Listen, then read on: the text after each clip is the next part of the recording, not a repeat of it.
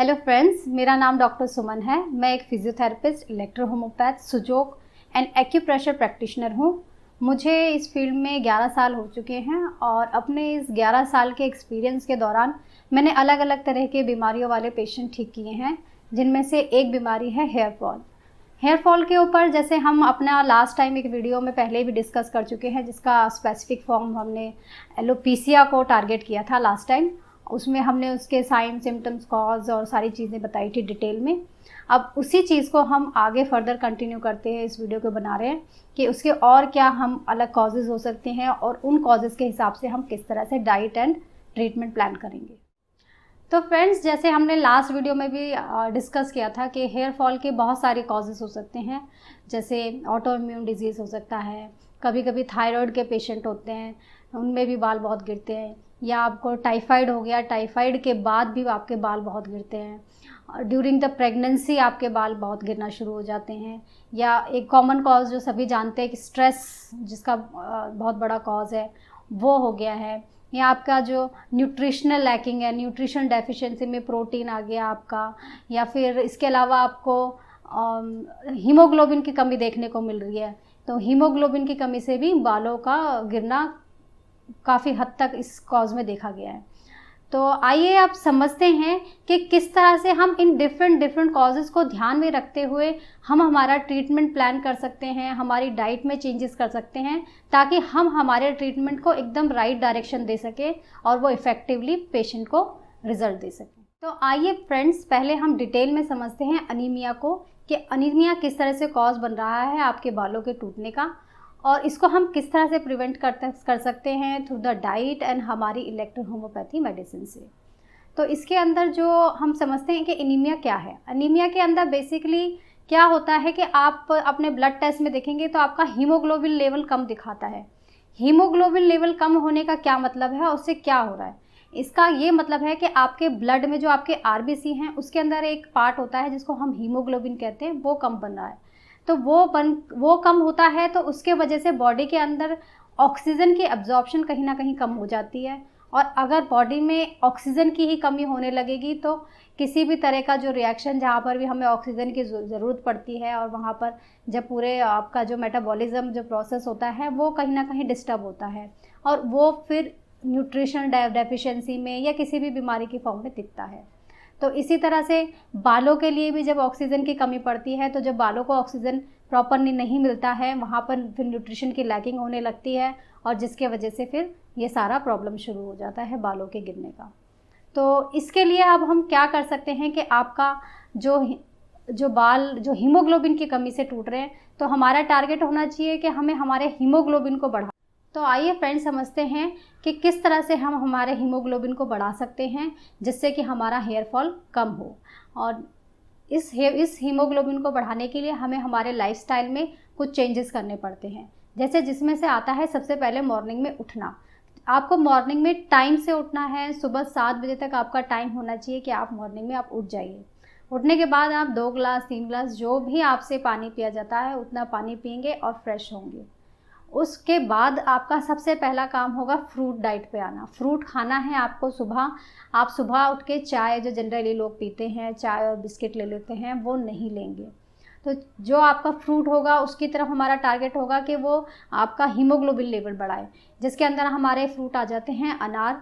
आप होल अनार ले सकते हो एक, या अनार का जूस पी सकते हो, या ऑल्टरनेटिव में आप एक एप्पल भी खा सकते हो। एप्पल भी इस टाइम पर बहुत अच्छा काम करता है। इसके बाद आप मॉर्निंग का ब्रेकफास्ट में आप जो कोशिश करिए, एक अंडा लीजिए, और साथ में एक आपका पालक का पराठा आप बनवाइए। पालक का पराठा भी हमारा आयरन और जो डेफिशिएंसी है उसको कवर अप करेगा। इसके बाद आप दोपहर में 11 बजे के आसपास आप फिर से एक बार फ्रूट की प्लेट लीजिए। फ्रूट प्लेट में आपका जो भी सीजनल फ्रूट अवेलेबल है आप उस टाइम पे वो ले सकते हैं। जैसे अगर पपाया अवेलेबल है तो पपाया ले सकते हैं, अंगूर है तो अंगूर हैं। आप कुछ भी एक अच्छी क्वांटिटी में वो फ्रूट लेंगे। फिर उसके बाद आपका जो दोपहर का लंच होगा, दोपहर के लंच के अंदर आप जो लेंगे वो कुछ सैलेड पहले लेंगे खाने से पहले, जिसके अंदर एक चुकंदर आ जाता है। चुकंदर को आप थोड़ा प्रेफरेंस दे दीजिए।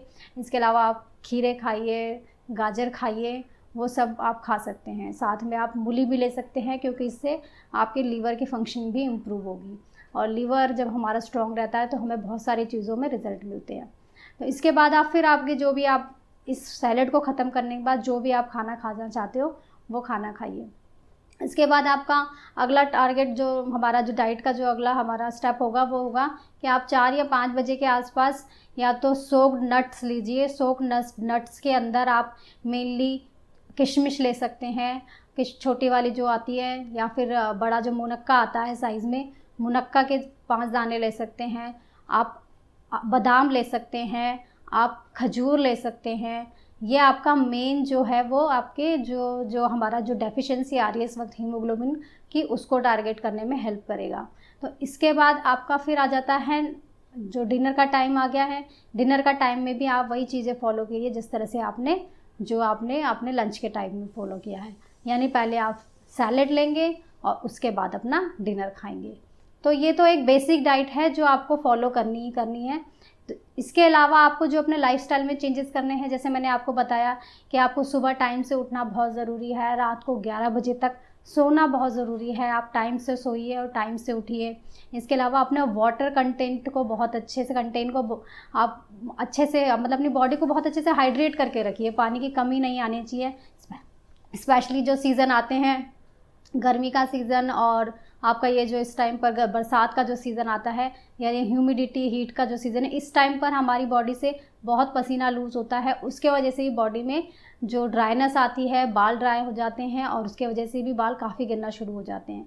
तो इस टाइम पे आपको वाटर कंटेंट के ऊपर बहुत ध्यान रखना चाहिए।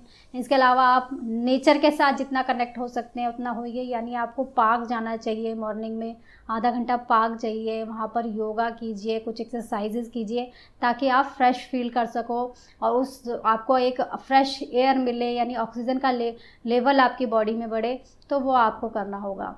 इसके अलावा आपको अपने स्ट्रेस, अगर आपको लगता है कि आपको स्ट्रेस ज़्यादा होता है तो आप उसको मैनेज करना सीखिए थ्रू मेडिटेशन या योगा, जो भी आपको लगता है उसको आप अपने जितना ज़्यादा आप स्ट्रेस को मैनेज करोगे उतना ज़्यादा आपको अपने इस हेयर फॉल के अंदर रिज़ल्ट मिलना शुरू हो जाएंगे। अगर आपको लगता है कि आप इतनी सारी चीज़ें पहले से ही कर रहे हैं और आपको रिज़ल्ट नहीं आ रहा है, या फिर रिज़ल्ट आ रहे हैं और एक टाइम के बाद रुक गए हैं, तो आप हमारी इलेक्ट्रो होम्योपैथी मेडिसिन्स को ट्राई कर सकते हैं, क्योंकि ये मेडिसिन्स बिल्कुल नेचुरल हैं, हर्बल हैं, ये बिल्कुल प्लांट बेस्ड मेडिसिन्स हैं। ये मेडिसिन्स जब आप लेना शुरू करेंगे हेयर फॉल के लिए तो कुछ ही दिनों में आपके बाल झड़ना रुक जाते हैं, और धीरे धीरे जैसे जैसे आप इसको कंटिन्यू करके रखेंगे, और आपकी नेचर को जानते हैं हम दवाइयों में जो जो चेंजेस करते रहते हैं, उससे आपको आपके बाल न्यू ग्रोथ भी देखने को मिलती है, और इससे आपको रिज़ल्ट डेफिनेटली बहुत अच्छे रिज़ल्ट मिलेंगे। तो आप इन मेडिसिन्स को भी ट्राई कर सकते हैं। Thank you.